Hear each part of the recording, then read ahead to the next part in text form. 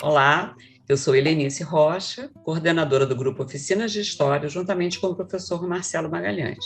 Neste momento, temos um projeto denominado Usos do Passado, História Pública, Ensino de História e Formação do Professor, constituído por um conjunto amplo de pesquisadores de instituições do Brasil e do exterior, voltados para as inter-relações entre esses termos que mencionei antes: usos do passado, história pública, ensino de história e formação do professor. Além das estratégias de pesquisa e da problemática da relação entre tais termos no que se refere à formação dos profissionais de história, nós estabelecemos como uma estratégia interessante a troca de pesquisas e de experiências entre nós pesquisadores, nós do Grupo Oficinas, nós componentes desse projeto de pesquisa e outros pesquisadores que também pesquisam tais temas e por outros caminhos diferentes dos nossos. Essas trocas, neste ano de pandemia,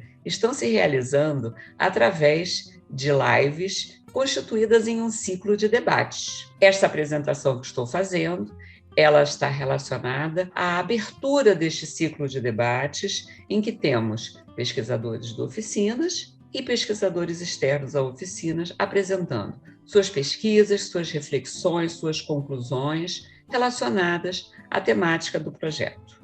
Para a gente do Oficinas é um prazer você estar aqui, Bruno. Bruno fez graduação em História e em Comunicação Social. Eu acho que isso ajuda muito a entender o tipo de atuação que ele tem. Fez mestrado em Memória Social lá na Unirio, na minha instituição. Fez doutorado com a Mônica Green, lá na UFRJ. Tanto no mestrado quanto no doutorado, ele é um pesquisador de História Contemporânea, interessado na questão do nazismo e de outras questões ligadas a isso. Hoje em dia, ele é um pesquisador também em história pública, em divulgação científica. Bruno é conhecido por tudo isso, pela sua competência, mas também é conhecido pelo Café História, né? Pela ação dele fundamental na divulgação do conhecimento histórico para um grande público e também para os próprios historiadores que têm que se acostumar a trabalhar com outros tipos de linguagens e outros tipos de mediações para além do conhecimento acadêmico e para além também do ensino de história. Eu estava vendo o portal hoje do Café História, é lindo, né? A forma como se apresenta o Café História, sem dúvida nenhuma, é a principal referência em divulgação científica no Brasil hoje. Eu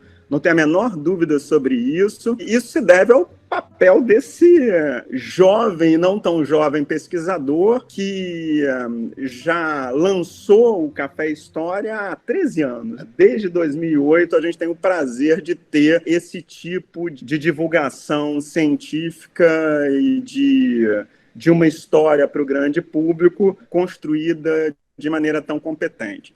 Bruno, a palavra está com você. Obrigado pelas palavras de carinho, de apresentação. Eu preparei uma pequena apresentação, uma coisa mais visual, tem um título da minha apresentação, né, que é História e Divulgação Científica, os desafios de um editor em tempos de história pública. Essa apresentação, ela está dividida em duas partes. Uma primeira parte, eu falo um pouco sobre a experiência do Café História, o que é o Café História, quais são alguns dos seus números, qual é o contexto em que ele se situa. E aí, na segunda parte, a última parte, eu falo um pouco de alguns desafios que eu aprendi com o Café História, que ainda estou aprendendo bastante. Eu tenho trabalhado, tenho pesquisado nos últimos anos a questão da divulgação histórica, né? Como divulgar, como popularizar a história para as audiências não acadêmicas. E aí, quando a gente pensa em divulgação de história, a gente está pensando num universo que é extremamente amplo, tanto do ponto de vista de autores, como ponto de vista também das técnicas, dos meios, né? E aí, quando a gente pensa em meios de popularização da história, a gente pode utilizar várias mídias, né? A gente pode pensar em livros, revistas, quadrinhos, a literatura de cordel, televisão, rádio, cinema, as novas redes sociais na internet, blogs e portais, como é o caso do Café História. A gente pode pensar também numa linguagem performática, em monumentos, exposições, palestras, enfim. há muitos meios que nós podemos utilizar, lançar mão, para divulgar história para amplas audiências. E além de vários meios, a gente tem também diversas abordagens. A gente pode lançar mão da escrita literária, da escrita jornalística, da história pública, que vive um momento de emergência, de consolidação no Brasil, a nova museologia surgida ali no início dos anos 70. A gente tem também linguagem satírica, militante, a divulgação científica, que eu vou dar um peso maior hoje na nossa conversa, a expressão teatral, a retórica política. Todas essas são formas de abordagens que a gente pode utilizar para fazer divulgação de história, seja na internet, seja de uma forma offline, mais tradicional. Não, por exemplo, como meio primordial, eu utilizo muito blogs e portais.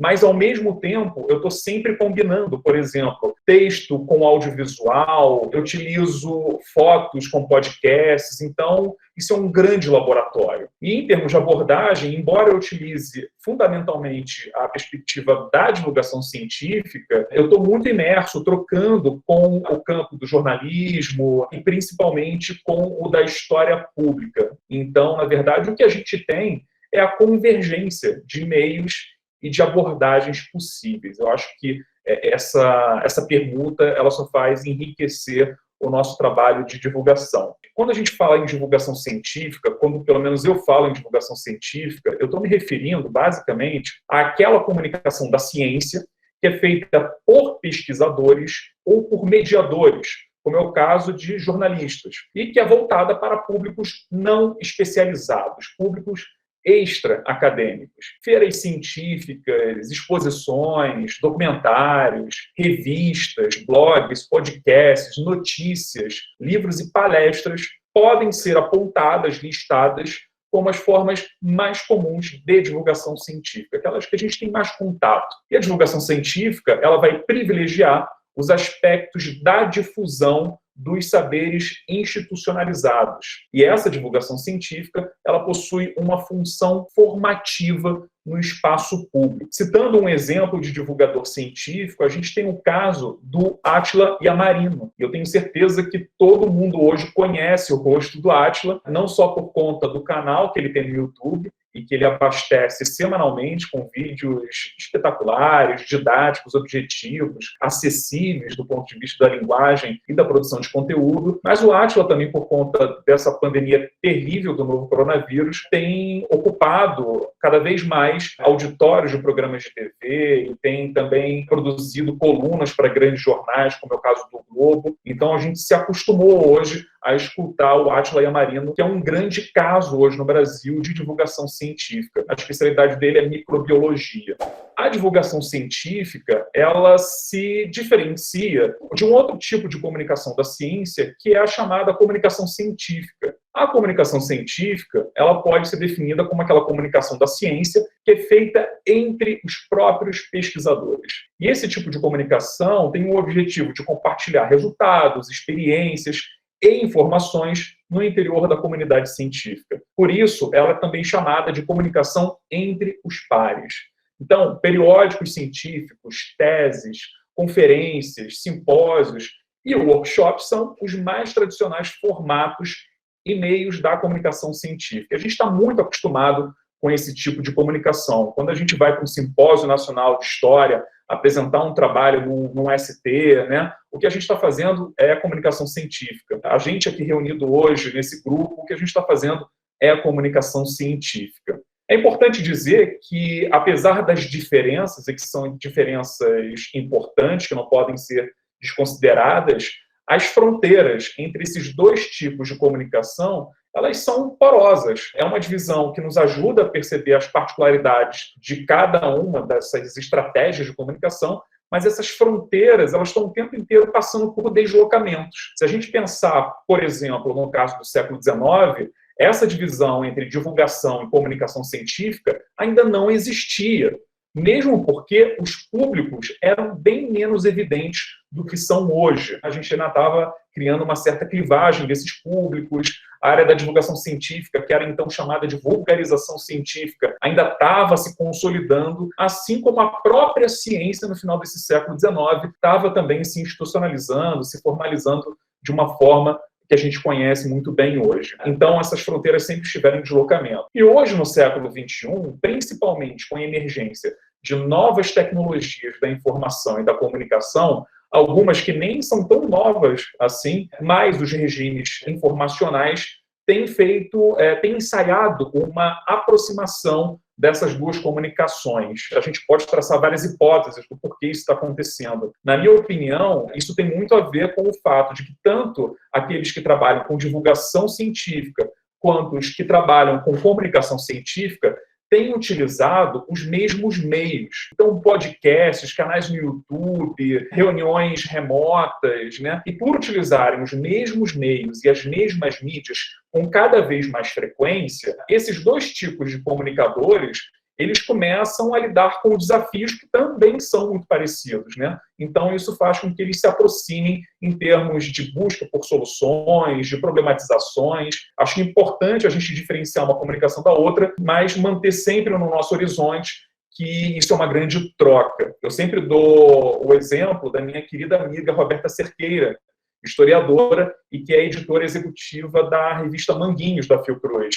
E a Manguinhos tem feito um trabalho exemplar de combinação entre comunicação científica e divulgação científica. Porque os editores da Manguinhos começaram a perceber que eles poderiam utilizar os seus conteúdos produzidos por especialistas para divulgá-lo para pessoas que não são da área acadêmica, né? E eles têm feito muito bem isso através de um blog coordenado pela Roberta Cerqueira, com o qual eu tenho trocado bastante nos últimos anos. Tudo que eu falei agora sobre história pública, sobre divulgação científica, né? O Café História, que é um projeto pessoal iniciado há pouco mais de 13 anos, tem servido para mim como um grande tubo de ensaio, onde eu testo algumas estratégias, onde eu passo a pensar determinados conceitos, que me provê com certas reflexões teóricas. Então, o Café História tem sido um grande prazer, assim, nesses últimos 13 anos, fazer o Café História, tanto do ponto de vista prático, mas também do ponto de vista teórico. Fazendo um rápido resumo aqui do que é o Café História, poderia ficar aqui o dia inteiro falando da trajetória do portal, mas eu elenquei aqui os principais elementos constitutivos do Café História. Ele é um portal de divulgação científica de história, muito influenciado pela história pública. Ele foi lançado em 18 de janeiro de 2008.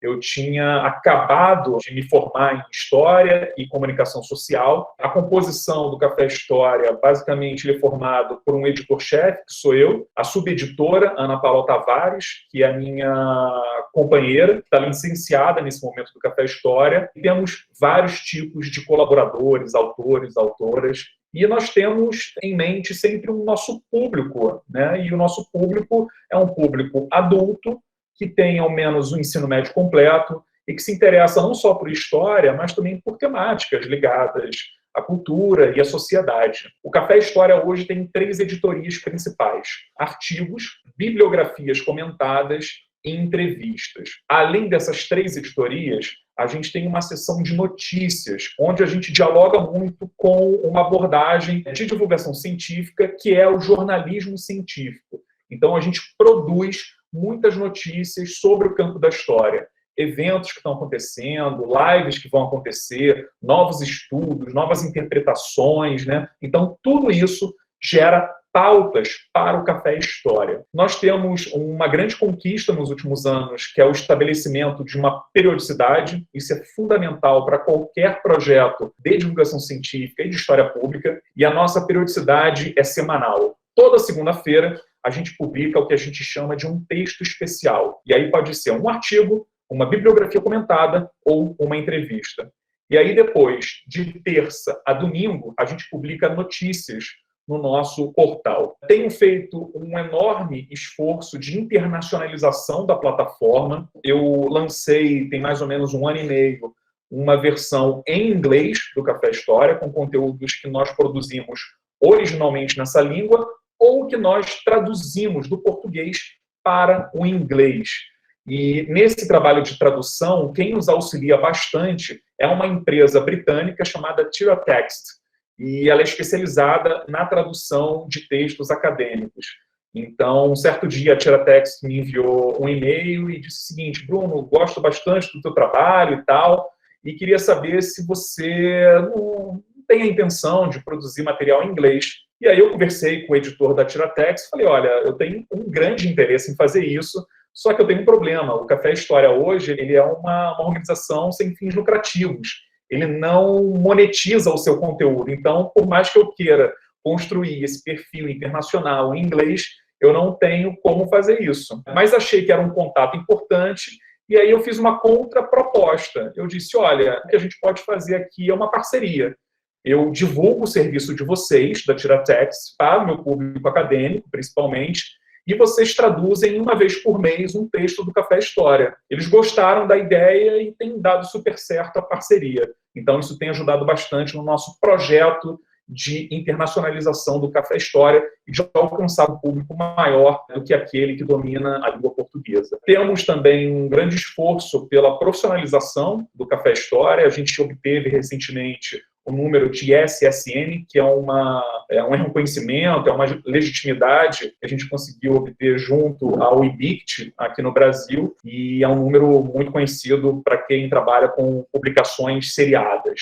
E, por fim, a gente conseguiu a indexação dos nossos conteúdos na plataforma do Google Notícias e também do Google Acadêmico. Então, hoje você pode estar procurando alguma palavra-chave no Google Acadêmico e uma hora ou outra você vai topar com algum conteúdo do Café História, e isso para a gente é um reconhecimento muito importante e que nos ajuda a colocar ainda mais em circulação o nosso material. Para quem acessar hoje, atualmente, o Café História é essa identidade visual que a gente vai encontrar. Aquilo que é mais recente está no topo, está na primeira página do Café História, e mais para baixo estão os conteúdos mais antigos. Então, a gente tem um misto de notícias, de entrevistas, de bibliografias, e a gente pode ver isso tudo também de forma mais compartimentada. Aqui, nesse submenu, a gente tem tudo dividido por editorias. Essa, se eu não me engano, é a 5ª identidade visual do Café História. O Café História, que vale a pena dizer, ele começa em 2008 e até 2016 ele é uma rede social. E nessa rede social ela tem um modelo híbrido. Os conteúdos são publicados não só pela administração do Café História, pelos seus editores e convidados, mas também pelos próprios participantes do Café História. Então, todo mundo que fazia a sua inscrição no Café História ganhava lá um perfil e podia atribuir ao Café História vídeos, fóruns e outros tipos de conteúdo. E aí, em 2016, por uma série de razões, e depois a gente pode falar um pouco mais sobre essas razões, eu faço uma transposição. Eu deixo essa plataforma, que é a plataforma Ning, norte-americana, e migro para uma plataforma chamada WordPress. E nessa migração, a gente deixa de ser exatamente uma rede social e a gente passa a ser 100% um portal de divulgação científica, um portal de divulgação de conteúdos originais. Isso não quer dizer que a gente tenha perdido o nosso DNA colaborativo, mas que os termos dessa colaboração vão mudar. Hoje, a equipe do Café História tem uma equipe fixa formada por 3 pessoas. Eu sou o editor-chefe. Ana Paula Tavares, minha companheira, é subeditora. Ela trabalha principalmente com a parte audiovisual do Café História, então cuidando de algumas redes sociais e principalmente do YouTube, de alguns projetos especiais que a gente tem produzido no formato de vídeo. A Ana Paula, assim como eu, ela tem uma dupla formação. Ela vem originalmente do jornalismo, da comunicação social na UERJ, mas ela também é mestre em História pelo programa de pós-graduação em História, Política e Bens Culturais da Fundação Getúlio Vargas. E essa dupla habilitação, essa dupla formação para a gente tem sido muito especial para a gente pensar determinadas questões e problemas que ou os historiadores não fazem, ou que os comunicadores não fazem. Então, isso rende muitos bons frutos no Café História. E eu acho que é um dos diferenciais da nossa plataforma, né? É essa nossa formação dupla. Recentemente, digo isso com muita felicidade, o Café História ganhou a sua primeira estagiária, né, a estagiária voluntária, a Thaís Pio Marques, que é graduada em História pela UF, que entrou em contato comigo, falou que queria trabalhar, já tinha alguns projetos em História Pública, mas queria aprender mais sobre a área e tal. E aí eu convidei ela para fazer esse estágio no Café História, onde eu discutiria com ela algumas questões formativas, né? O que é história pública, como se faz divulgação científica, de modo que pudesse auxiliá-la nos seus próprios projetos, e ela ia fazer isso mesmo na prática, escrevendo notícias, fazendo entrevistas. Ela completou agora um mês como estagiária do Café História, já publicou 4 conteúdos entre notícias e entrevistas, e tem sido uma experiência excelente, tem sido uma grande contribuição para o Café História. Nós temos diversos tipos de colaboradores, alguns de projetos especiais, como é o caso do Fernando Nicolazzi, que vai estar com vocês em breve, e também da Carol Bauer. Os dois são professores do Departamento de História da Federal do Rio Grande do Sul, e em 2018, se não estou enganado, eles foram a Barcelona para fazer um pós-doutorado por lá, sobre os chamados passados sensíveis da Espanha. E aí, antes de fazer a viagem, eles entraram em contato comigo e me fizeram uma proposta super bacana, que seria de publicar um especial de 6 artigos de divulgação no Café História sobre os seus estudos, sobre as suas pesquisas. Então, foram artigos sobre franquismo, sobre monumentos, o bairro gótico de Barcelona, sobre o dilema, né, e o legado do ETA e do terrorismo. Então, foi um especial pontual e que rendeu muitos bons debates sobre o passado contemporâneo na Espanha. Além do Fernando e da Carol, a gente tem no Café História a participação da Cristiane Dávila, que é jornalista, doutora em letras pela PUC do Rio de Janeiro, e que hoje é funcionária da Fiocruz, da Casa Oswaldo Cruz, e ela atua no Departamento de Arquivos e Documentação. E o Departamento de Arquivos e Documentação fez uma parceria com o Café História de publicar uma vez por mês um artigo ou uma entrevista sobre história da ciência e história da saúde. Essa parceria começou em 2018 e ganhou, obviamente, um grande impulso com a pandemia do novo coronavírus, e a Cristiane, então, tem publicado todos os meses pelo menos um texto com a gente, e também tem sido uma grande contribuição. Mas, para além dessa equipe fixa e de colaboradores de projetos especiais, o Café História, nesses 13 anos de existência, ele tem mais de 100 autores e autoras, pessoas que foram convidadas pelo Café História e contribuíram com textos, principalmente artigos. Então, é por isso que eu digo que o nosso DNA colaborativo, ele continua, né? O Café História é um portal de divulgação de conteúdos originais, mas formado por muitas pessoas. É uma história que está sendo produzida a muitas mãos. Bom, quem entra hoje no Café História e acessa um artigo vai se deparar mais ou menos com esse layout. Esse é um artigo que foi publicado há coisa de 3 semanas. É sobre o trabalho dos jornalistas como correspondentes na Guerra do Paraguai. A gente publicou e também foi um bom debate sobre uma dimensão que pouca gente conhecia, né, da atuação desses correspondentes de guerra. Esse é um dos 5 layouts possíveis de artigos no Café História. E aí a gente vai escolher qual é o layout que a gente quer de acordo com o tamanho do texto, o tamanho do título, a imagem que a gente tem para utilizar, se ela está em alta resolução, se ela não está. Então a gente pode brincar, a gente tem alguma flexibilidade quanto à forma de publicação. Tenho testado no Café História diversas linguagens novas. Eu falei no início da minha apresentação da importância e do quanto é enriquecedor a gente fazer essa convergência de mídias. Tenho tentado fazer isso nos textos do Café História. Uma dessas formas de chegar a essa convergência midiática é através dos audiobox. São áudios de 3 a 5 minutos, onde o autor ou a autora convidada por nós pode explicar algum tema ou alguma questão que não conseguiu explorar no texto. Os nossos textos têm mais ou menos 5 laudas, então é claro que muita coisa acaba ficando de fora. Então a gente propôs para os nossos autores e autoras essa espécie de saiba mais. Só que ao invés de ser um box de texto, é um box de áudio, e também tem gerado resultados bem interessantes. O que a gente está vendo aqui na tela é a entrevista do Matheus Gamba, meu colega aqui de Departamento de História na UNB. Ele estuda a atuação do STF durante a ditadura militar e foi um desses conteúdos onde nós utilizamos o audiobox. Além do audiobox, outra linguagem que nós temos experimentado nos últimos 2 meses é a linguagem dos web stories. E para quem não conhece o web stories, essa é uma nova linguagem mobile, né, voltada para dispositivos móveis, sobretudo celulares, e que foi desenvolvida originalmente para o Instagram, o aplicativo de fotos que hoje pertence ao Facebook. mas hoje, basicamente, todas as plataformas têm também o seu modelo de web story, e que é o caso do Café História, que é construído dentro do WordPress, né? E aí a gente pode utilizar esse tipo de linguagem. Elas são micronarrativas compostas por pequenos slides. Cada slide tem textos bem objetivos e que tem diversas possibilidades de multimídia. Então, a gente pode inserir áudios, GIFs, vídeos, fotos e links, tudo isso agregado dentro dessa narrativa. Uma web story costuma ter entre 5 e 20 slides. Essa web story que a gente está vendo agora na tela, ela foi publicada há 3 semanas e ela aborda a questão da arte no Japão. Nós escolhemos 10 séculos e comentamos esses 10 séculos através de 10 objetos. O Café História, ele tem um processo editorial que é fruto dessa nossa jornada aí de 13 anos. O que acontecia nos primeiros momentos do Café História? A gente convidava muitas pessoas para escreverem para o café e a gente recebia textos absolutamente maravilhosos. Só que a gente recebia textos que eram textos típicos de periódicos científicos. Então, artigos de 10 a 15 páginas, com 15, 20 notas de rodapé.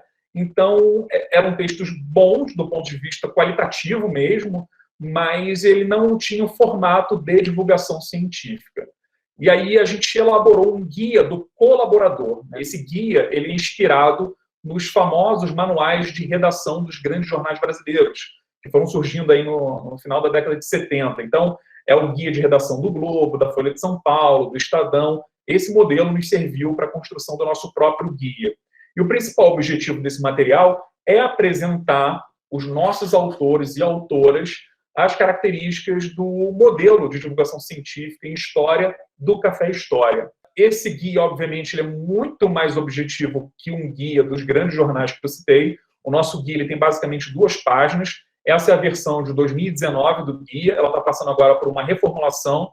Mas o que a gente está dizendo aí, basicamente, né? São as indicações editoriais básicas.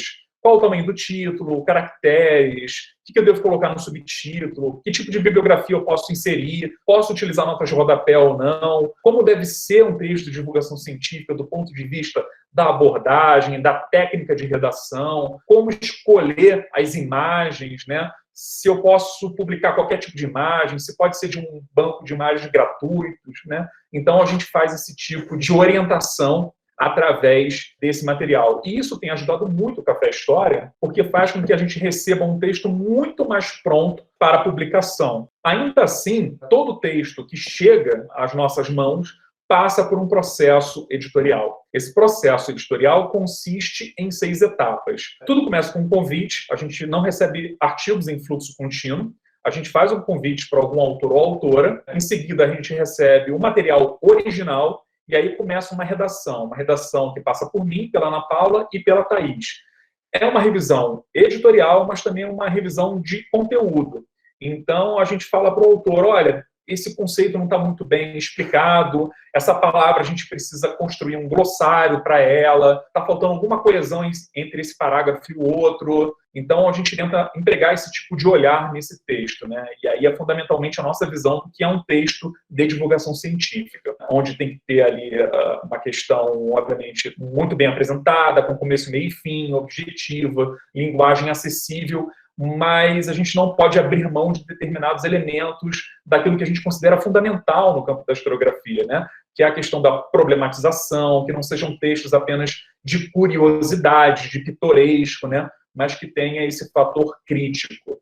Logo depois da revisão, o texto passa pela validação do autor, nenhum texto é publicado no Café História sem antes ter essa validação, e aí, depois da validação, tem as etapas de diagramação do material e também da publicação, que é a última etapa desse processo editorial. Esse processo ele pode levar entre 1 semana e 1 mês para ser concluído. O texto que a gente entrega para o autor é mais ou menos esse. A gente utiliza o modo de revisão do Word, então é um texto que tem muitos comentários, muitas dúvidas, a gente faz inclusões, edições, a gente troca parágrafos de lugar, a gente faz algumas perguntas para os nossos autores, né? Então, é uma troca muito legal e é uma troca assim, que é aprender na prática e a elaborar na prática o nosso modelo de divulgação científica. Então, Eu acho que, assim, hoje você pode copiar o Café História em tudo, né? A parte técnica, mas existe algo que é muito fruto dessa nossa trajetória,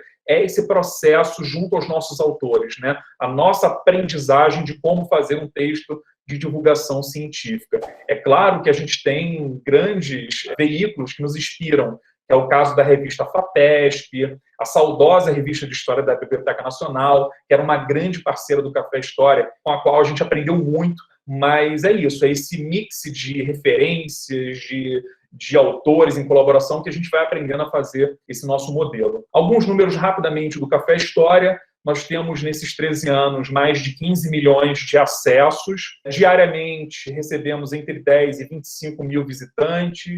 São mais de 400 textos originais publicados. E aí eu não estou incluindo notícias, são apenas entrevistas, bibliografias comentadas ou artigos. Temos um boletim informativo que qualquer pessoa pode assinar. Nós temos 9 mil assinantes e as pessoas também podem assinar as nossas notificações. Existe um sininho na página principal do Café História, você clica nesse sininho e aí cada vez que o Café História publicar um novo conteúdo, você vai receber uma notificação no seu navegador. Hoje, em termos de distribuição de gênero, o Café História é acessado, são 55% de mulheres e 45% de homens. Isso se mantém também nas nossas redes sociais. Em termos de distribuição de acesso por origem geográfica, a gente vai observar no Café História aquilo que a gente vai observar em qualquer mapa digital do Brasil, que é uma grande desigualdade de acesso a esse bem simbólico que é a internet. Então, boa parte dos acessos do Sudeste, principalmente São Paulo, Rio de Janeiro e Minas Gerais, e a menor parte dos nossos acessos vem do Norte. Essa leitura é fundamental, a gente consegue esses índices e estatísticas a partir de uma ferramenta chamada Google Analytics, e a partir desse monitoramento e avaliação dos números, a gente pode construir, então, novas abordagens e estratégias de comunicação, né? Então, se a gente percebe que os nossos acessos oriundos do Norte são bem pequenos, a gente tenta trazer mais autores do Norte, mais questões da história do Norte do Brasil, né? E tentar contemplar esse público, né? E incluí-lo dentro do nosso portal. Então, é uma preocupação constante a gente tentar equilibrar o máximo possível e tentar mitigar os efeitos dessa desigualdade digital em termos geográficos. E aí chego finalmente à segunda parte, a última parte da minha apresentação, onde eu elenco aqui 5 questões que eu digo que tiram um sono de um editor de site de divulgação científica no campo de história. Quais são essas questões?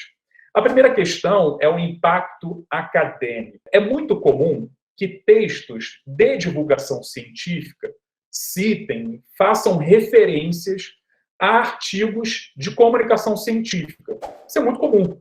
Afinal de contas, a divulgação científica, um dos seus pressupostos e objetivos é informar, é colocar em circulação no meio social as novas descobertas, as novas teorias interpretativas, né? Então, é claro que os textos de divulgação vão beber muito do que é publicado, principalmente em livros e periódicos científicos. Mas aí a gente começou a se perguntar no Café História se o contrário também seria possível. E mais do que isso, se o contrário também seria comum. Isso é, se artigos, se livros acadêmicos também citariam textos de divulgação científica.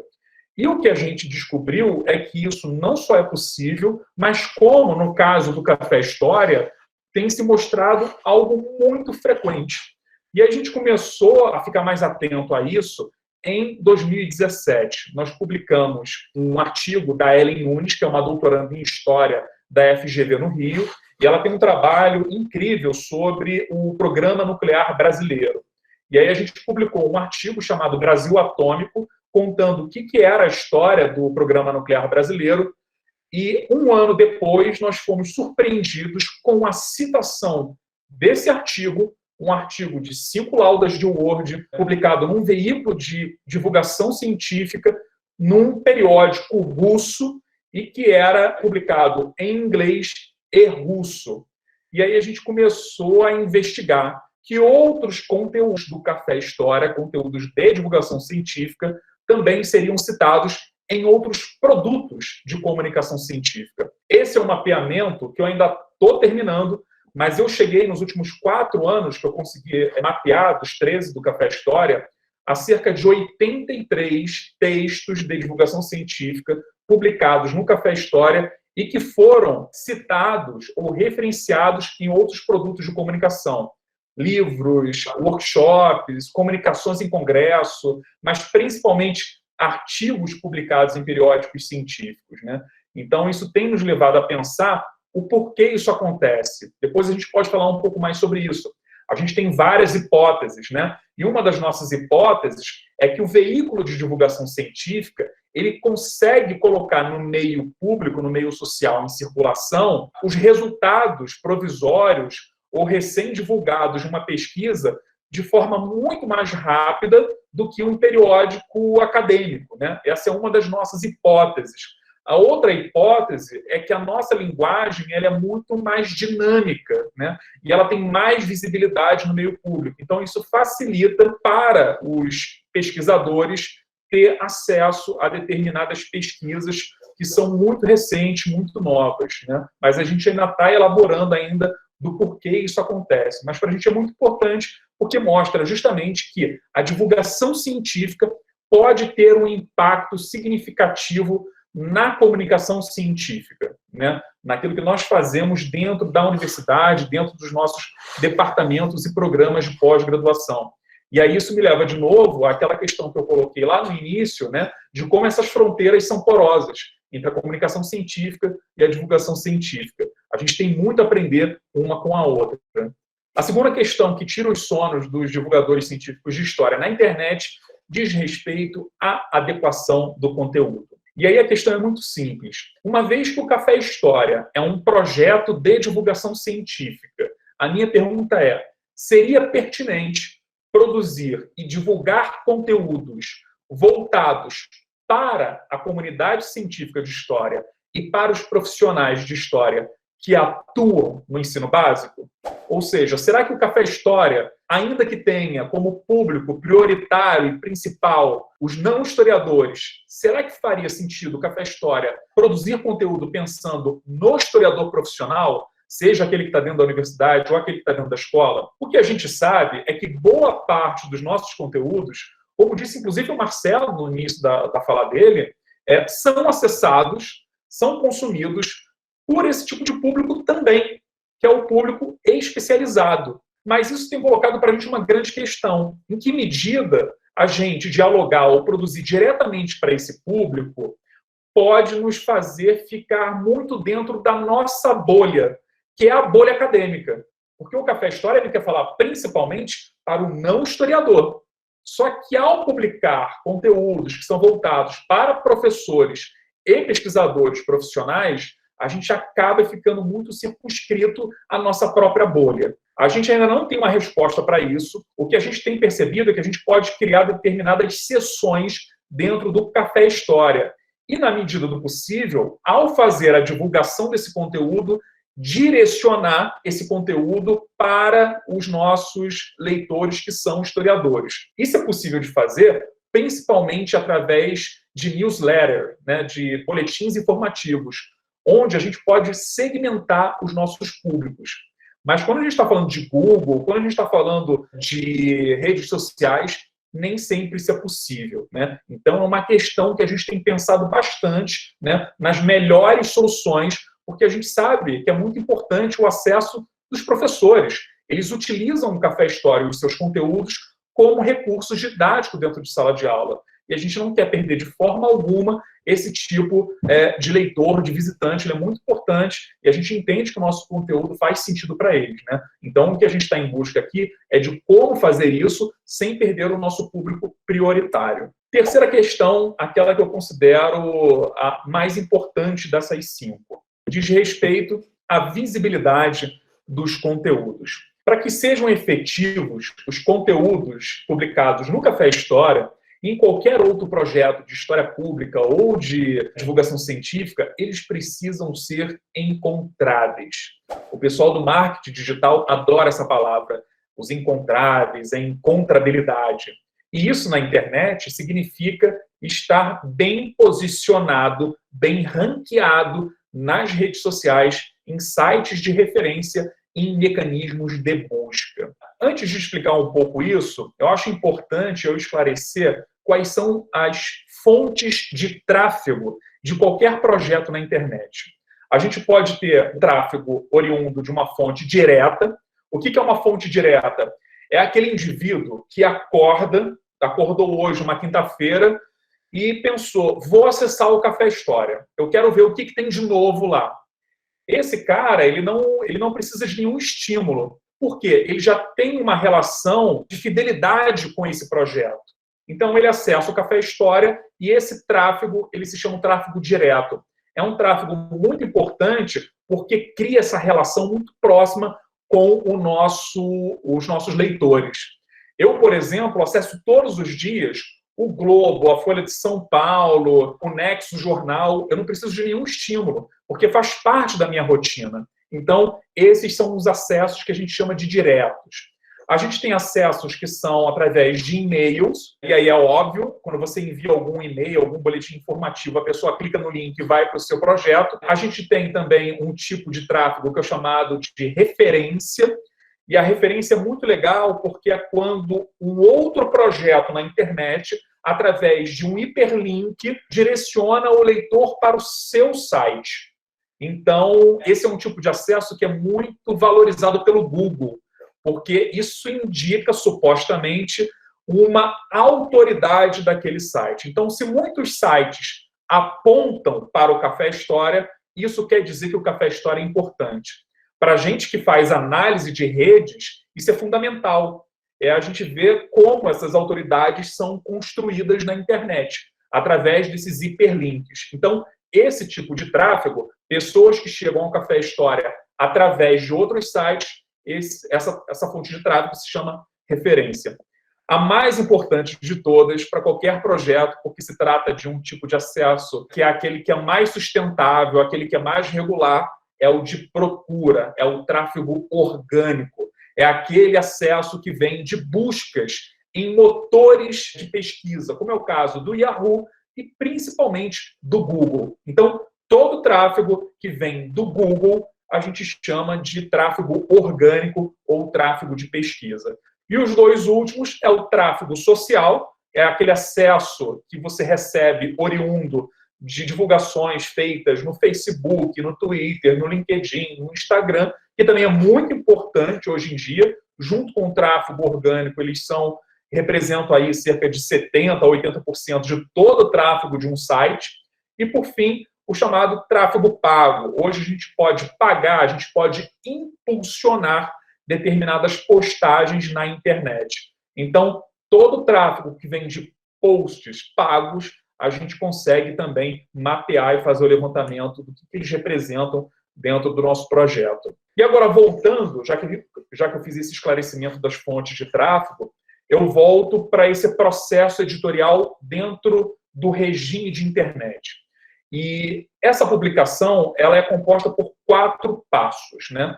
O primeiro passo é o conteúdo, o segundo é o que a gente chama de crawling, o terceiro passo é a indexação do conteúdo, o quarto, o ranqueamento. Vou falar rapidamente sobre cada um desses passos e eu acho que eles nos ajudam a entender por que essa terceira questão que eu estou apresentando é tão importante do ponto da escrita da história no seu diálogo com a divulgação científica. Primeiro passo, o conteúdo. Na linguagem da web, o divulgador científico ele é, antes de tudo, um produtor de conteúdo.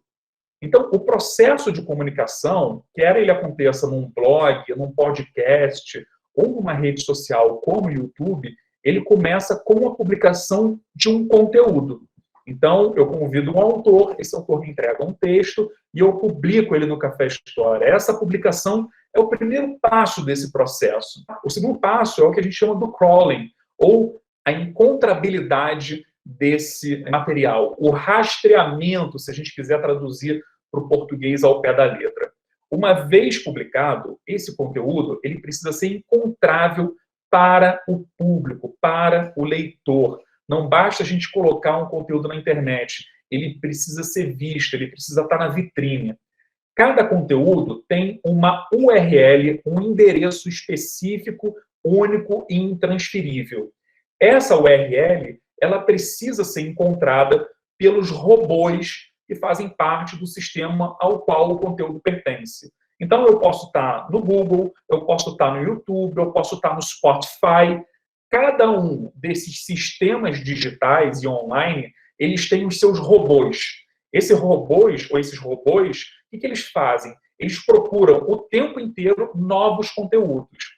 Isso é importante que se diga para a gente esclarecer o seguinte: quando a gente acessa o Google, o que a gente está acessando não é sinônimo de internet.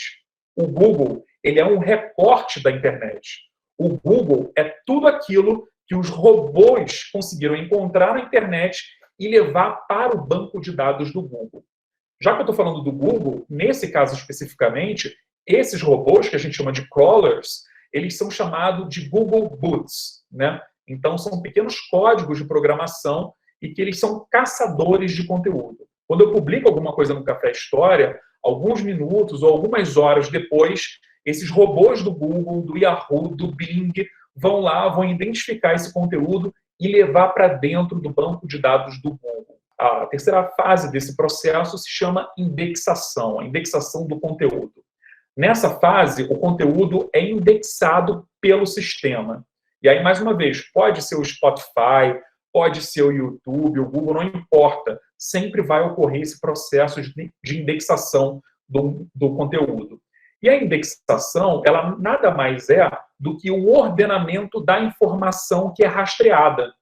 Essa fase é a fase de processamento da informação, de organização daquilo que o Google ou qualquer outro sistema na internet encontrou. E ela também é feita pelos robôs.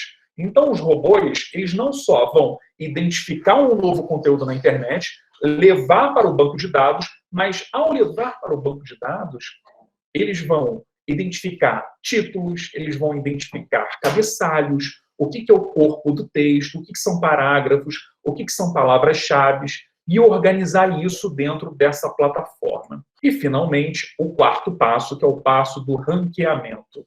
A última fase é talvez a mais importante, porque depois de publicado, rastreado, indexado, esse conteúdo ele passa a fazer parte de uma Big Data, ou seja, de uma grande massa de informações. Então, se eu publico um texto sobre Revolução Francesa ou ditadura militar no Brasil, esse texto, dentro de um banco de dados como o do Google, ele vai se juntar a outros centenas, talvez milhares de textos e conteúdos em outros formatos sobre Revolução Francesa e sobre ditadura militar. E aí, o desafio do divulgador é muito simples: como se destacar em meio a essa grande massa de informação. É nessa fase que entram os algoritmos. E aí, no caso do Google, se calcula em mais de 100 variáveis utilizadas por esses algoritmos. A questão dos algoritmos é muito importante dentro hoje de uma história digital, de uma história pública ou de uma divulgação científica, porque há muitas implicações do campo da programação e da inteligência artificial para a difusão social dos saberes históricos na web. Na linguagem da internet, algoritmos podem ser definidos como códigos de programação criados com o intuito de apresentar soluções para determinados problemas. Redes sociais, mecanismos de busca em geral, como o Google, usam algoritmos o tempo inteiro para oferecer conteúdos aos seus usuários. Então, quando a gente vai lá no Google procurar o horário de algum filme ou um artigo científico no Google Acadêmico, a partir das palavras-chave ou das perguntas que nós inserimos no campo de buscas, nós acionamos uma série de algoritmos e que vão nos apresentar determinados resultados. E a escolha de quais conteúdos serão exibidos para cada usuário na página dos resultados depende de centenas de variáveis calculadas por esses algoritmos. Eu sempre digo, brincando, que um algoritmo, ele, mal comparando, é como a fórmula da Coca-Cola. Isso é, ele corresponde aos ingredientes de uma dada receita secreta. Quem tiver supostamente os melhores algoritmos vai entregar supostamente os melhores resultados. E eu falei há pouco que o Google, só o Google tinha centenas de critérios que vão ser fundamentais para o determinado ranqueamento de um conteúdo nas páginas de resultado. Então, se eu publico algum conteúdo sobre a Revolução Francesa, o meu desejo, assim como o desejo de todo divulgador na internet, é que esse meu texto esteja na primeira página de resultados do Google, no máximo na terceira. Por que na terceira? Diversas pesquisas já mostraram que cerca de 80% dos usuários do Google, quando fazem alguma busca, só vão até a terceira página de resultados. Então, é fundamental que a gente apareça aí. E aí, quais são os critérios utilizados para o Google para colocar o meu texto de Revolução Francesa na primeira página de resultados ou na 15ª?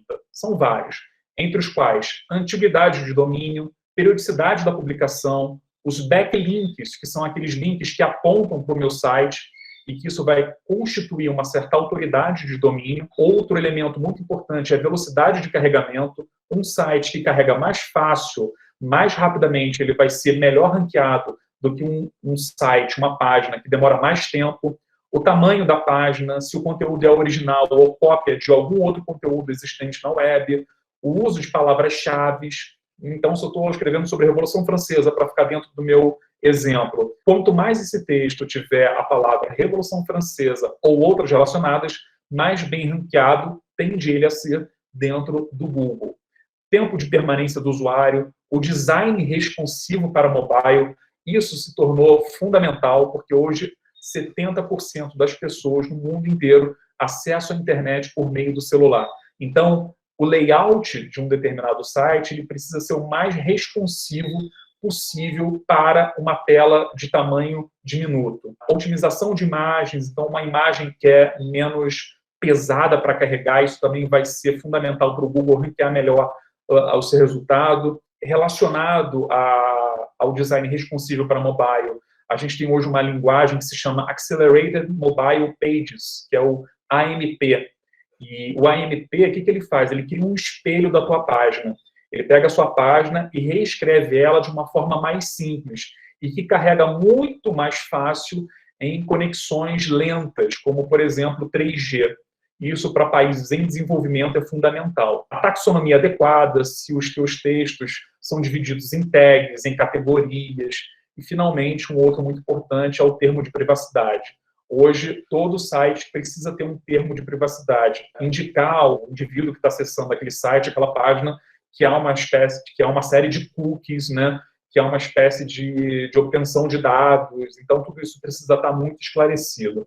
Isso tudo conta para o Google ranquear um site nos seus resultados. E o Google ele tem atualizado constantemente o seu algoritmo. E cada algoritmo do Google tem um nome. Em 2011, por exemplo, era o Panda. O que o Panda fez? Ele penalizou páginas com conteúdos de baixa qualidade. E aí a gente pode discutir aqui o que são conteúdos de baixa qualidade. Por exemplo, são conteúdos duplicados. Então, o Café História publicou um texto sobre Idade Média, veio um outro site, copiou o texto do Café História. O algoritmo Panda ele vai penalizar o editor que copiou o Café História. Outra coisa que o Panda, em 2011, também passou a penalizar foram os excessos de palavra-chave, porque as pessoas começaram a manipular o algoritmo do Google. Então, o melhor para o meu ranqueamento é ter palavras-chave dentro do texto. Então, eu vou inflacionar o meu texto de Revolução Francesa com o termo Revolução Francesa. O Google hoje percebe isso e ele penaliza, já que isso é uma tentativa artificial, né, de ranquear melhor o texto. Outra coisa também que o Google percebeu é que a questão dos backlinks, né, dos links que apontam para o meu site, isso criou um mercado ilegal de fazenda de links. Então, as pessoas começaram a criar projetos e a vender indicações. Então, esse algoritmo ele passou a penalizar. A ideia do algoritmo, né, é uma boa ideia do algoritmo do Google, que é ter um fair play dentro da publicação de conteúdos, né, e de oferecer conteúdos que sejam de qualidade e que ofereçam uma boa experiência de navegação para o usuário. E para vocês terem uma ideia do quanto é importante isso tudo que eu estou falando, das fontes de tráfego, do posicionamento, do ranqueamento do conteúdo no Google, eu vou dar um exemplo que aconteceu nos últimos 3 meses. O que a gente está vendo aqui é um gráfico de acesso, né, de um tipo de tráfego do Café História, que é o tráfego orgânico. Tudo aquilo que é oriundo de cliques que acontecem no Google, em aplicativos do Google, todo o tráfego que eu recebo vindo dessa origem orgânica. E aqui parece que está em zero, mas não está em zero, tá? É porque a escala aqui está muito grande, ela vai de 0 a 75 mil. Então, isso que a gente está observando aqui está mais ou menos na casa dos 800 acessos a 1.000 acessos. E eis que, no início de abril, a gente teve um pico de 60 mil acessos diários ao Café História. E aí, comecei a me indagar. O que aconteceu para o Café História sair de uma média de 1.000, 1.200 acessos orgânicos por dia e pular para 50, 60 mil? E aí eu descobri uma nova ferramenta do Google chamada Google Discover, e talvez vocês tenham ela nos celulares de vocês. O que é o Google Discover? Nada mais é do que o aplicativo de buscas do Google para celulares. Boa parte dos celulares da Samsung já vem com o aplicativo Google instalado. Então você acessa esse aplicativo e você faz uma pesquisa no Google, como qualquer pesquisa que você faz no seu computador desktop. Só que tem uma diferença. Esse aplicativo do Google, ele já vai de antemão te oferecer alguns conteúdos prévios. Então, por exemplo, eu gosto muito de uma série de TV chamada The Walking Dead. E aí, toda vez que eu entro no aplicativo do Google para fazer alguma busca, antes que eu digite qualquer coisa, ele já me disponibiliza alguns conteúdos da série nessa forma de cards. E como eu disse, esse aplicativo ele está presente em milhões de celulares hoje no Brasil e no mundo inteiro. E aí eu descobri a origem daqueles 50, 60 mil acessos diários do Café História. O que aconteceu? O Google tinha indexado o conteúdo do Café História e jogou os conteúdos do Café História dentro desses cards do Google Discover. Então, houve uma explosão de acessos. Essa lista aqui mostra quais foram os conteúdos mais divulgados no Google Discover. O primeiro foi um artigo que eu escrevi há mais ou menos um mês, e era sobre a construção do canal de Suez. E aí, esse artigo ele foi exibido para cerca de 5.711.000 pessoas no Google Discover. E dessas 5.700.000 pessoas que viram esse conteúdo do Café História, desses quase 6 milhões, 203.000 pessoas clicaram nesse artigo. Então, isso é uma taxa que a gente chama de taxa de conversão, né? Aquilo que é exibido e o número de pessoas que clicam nessa exibição. O segundo destaque nessa lista aqui são os lançamentos de livro. Eles foram exibidos para quase 7 milhões de pessoas, e dessas quase 7 milhões de pessoas, 141.000 clicaram nesse conteúdo. Então, eu passei a conhecer essa ferramenta fantástica para a visibilidade de conteúdo chamada Google Discover, e tento, na medida do possível, entender como funciona o algoritmo dela para fazer o Café História aparecer nesse sistema. Eu disse que as intenções do Google são as melhores com seus algoritmos, né? Oferecer a melhor experiência possível para o seu usuário. Então, se eu estou procurando o horário de um filme, quando eu faço a busca no Google, eu espero que o Google me diga em qual cinema esse filme está passando, em qual horário, qual é a sala de cinema mais próxima de mim. Então, isso, de fato, tem um quê de praticidade que é muito importante. Agora, os algoritmos têm muitos problemas, e são problemas que eu acho fundamentais que nós, na história ou no campo acadêmico, precisamos pensar, porque eles são urgentes e há um grande impacto na nossa tarefa, né, na nossa vocação de divulgar a nossa produção de saber para o público não especializado. Então, eu listei alguns, eu não vou conseguir aqui me aprofundar em todos, mas eu acho que listar já é um passo importante para a gente dar conta da problemática, né, que emerge com os algoritmos hoje na internet. Bom, primeira coisa, né, essas big techs, que são as chamadas empresas, grandes empresas de tecnologia, elas são politizadas, o conhecimento, as plataformas não são neutras de forma alguma, e elas monopolizam o mercado de tecnologia. O Google, por exemplo, ele detém cerca de 98% do mercado de buscas. Os outros 2% são divididos entre o Yahoo e o Bing da Microsoft. E essas Big Techs, elas contam com pouca ou nenhuma regulação. Então, isso é muito importante, porque basicamente quando a gente está fazendo divulgação científica na internet, os nossos textos, eles estão nas mãos das Big Techs, das grandes empresas de tecnologia, e que podem mudar a qualquer momento os seus algoritmos. Isso aconteceu comigo no caso do Facebook. O Café História, ele tinha cerca de 2.000 novos seguidores no Facebook entre 2009 a 2014, mais ou menos. E eis que, então, o Facebook, sem qualquer tipo de aviso ou consulta, muda radicalmente o seu algoritmo.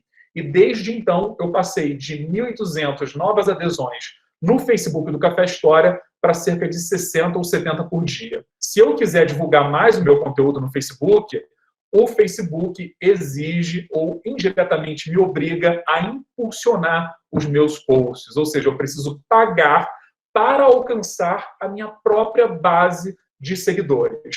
Então, eu acho que isso mostra o quanto é perigosa essa prática monopolista dentro das empresas de tecnologia.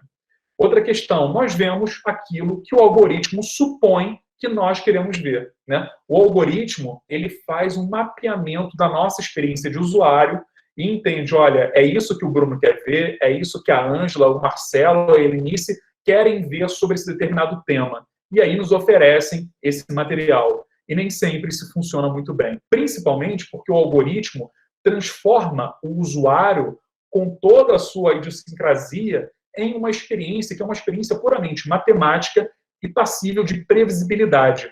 E, claro, o algoritmo erra e erra muito. Outra coisa importante, as operações dos algoritmos, elas se tornaram tão complexas hoje que os próprios engenheiros da computação não conseguem prever todos os cenários possíveis.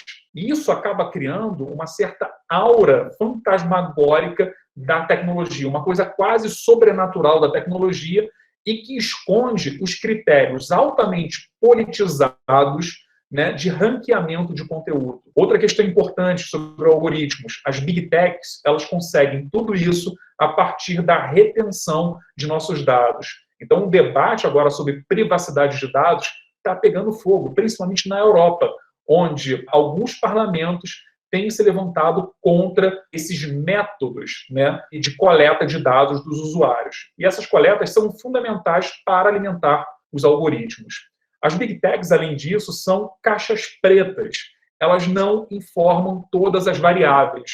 O que a gente pode apenas é supor quais são as variáveis de ranqueamento de conteúdo. E isso faz com que, e esse é um elemento muito importante, que a questão da autoridade hoje na internet se confunda com popularidade. Produtores de fake news manipulam os algoritmos, porque muito nesse universo se transforma numa questão técnica. O pagamento, como eu disse, impulsionamento de posts, pode mudar a visibilidade e o ranqueamento dos conteúdos. E quando a gente fala dessas variáveis, o campo dessas variáveis, o estudo dessas variáveis, ele se denomina Search Engine Optimization, ou SEO, né? Como vai otimizar o seu site para os robôs do Google e outros motores de busca. E aí, essas técnicas de SEO, elas acabam orientando a nossa produção de uma maneira muito excessiva. Então, eu tenho um tamanho determinado para o texto, uma determinada palavra-chave que eu tenho que utilizar, um determinado título. Então, existe já uma série de elementos pré-existentes que vão determinar a forma do meu conteúdo. E uma vez que baseados em nossas experiências de usuários, os resultados de busca reforçam a lógica de mostrar mais do mesmo. O Google, cada vez mais, vai mostrar mais daquilo que eu estou acostumado a ver. Isso no YouTube é um grande problema, porque muita gente tem visto fake news, negacionismos e outras teorias da conspiração no YouTube em forma de vídeo. E quando a pessoa acaba de ver esses vídeos, o que é apresentado a ela como próximo vídeo? Mais vídeos negacionistas, mais vídeos de fake news e de teorias da conspiração. Então, isso cria bolhas e mais bolhas de leitura e de visualização dentro da internet. Tem a questão da velocidade de carregamento, que também acaba penalizando sites com muito conteúdo, com muita dinamicidade, como é o caso do Café História, de grandes jornais. O algoritmo ele acaba produzindo muitas desigualdades. quem domina isso tudo detém um grande poder, que é o poder de manipulação dos algoritmos. E aí tem uma diferença fundamental, e eu me apoio muito no trabalho do Michael Frisch, né, que é muito conhecido na história pública e na história oral. Ele fala que hoje em dia, com os meios digitais, há uma grande diferença entre o que é busca e o que é exploração. E aí, do ponto de vista de nós, usuários, eu acho que isso fica muito evidente quando a gente pensa na maneira como nós buscávamos determinadas soluções para as nossas dúvidas intelectuais, para as nossas curiosidades culturais, né? Antes da internet e depois da internet. Antes, se você quisesse consumir algum conteúdo de história, você procuraria uma biblioteca física, bancas de jornal, você teria conversas com professores e colegas, poderia adquirir essas informações nas aulas. Tudo isso está muito baseado na questão da exploração e da troca. Quando a gente vai para a internet, a partir do poder dos algoritmos, o que a gente tem fundamentalmente é busca. É um resultado mais engessado e que nos transforma mais em números do que em relações sociais. Então, esses são alguns dos problemas levantados pelos algoritmos e que eu acho importante que a gente precisa pensar dentro da nossa tarefa de editor de divulgação científica. Finalmente, o quarto elemento dentro dessas preocupações dos editores de divulgação científica, como alcançar o público pretendido. Por quê? Identidade visual, estrutura de navegação e periodicidade são elementos fundamentais de um bom site de divulgação científica. Mas isso tudo, de pouco adianta, se a gente não está alcançando o nosso público pretendido. Então, eu preciso entender se eu, Bruno, editor do Café História, por exemplo, estou de fato alcançando o meu público prioritário, não historiador. Recentemente, eu fiz uma pesquisa espontânea de preenchimento no Café História e eu fiz 2 pesquisas espontâneas, uma nas redes sociais e outra diretamente no Café História. O que eu aprendi com essa pesquisa que envolveu mais ou menos 1.000 usuários, né, como amostragem? 32% dos visitantes que chegam ao Café História através do Facebook são de não historiadores, enquanto que 68% são de historiadores. Só que quando eu vou para os mecanismos de busca, como é o caso do Google, essa proporção muda completamente. 50% dos visitantes que chegam ao Café História através de motores de busca são não historiadores e 50% de historiadores.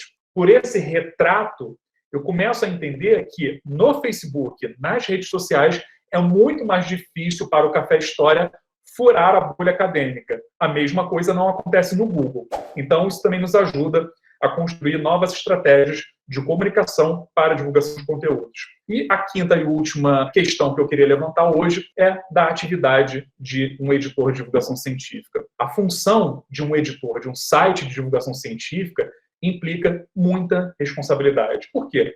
O editor, ele é aquela figura que pode silenciar ou dar visibilidade a determinados temas, atores históricos e abordagens. É por isso que eu sempre digo que o primeiro grande algoritmo de um projeto de divulgação científica, seja ele na internet ou não, é o próprio editor desse veículo de divulgação científica. Porque ele parte dos seus preconceitos, ele parte da sua experiência, das suas subjetividades, da sua área de formação, dos seus campos de estudo, das suas preferências de objetos, das suas redes sociais para trazer conteúdos, autores, colaboradores para dentro desse projeto, né?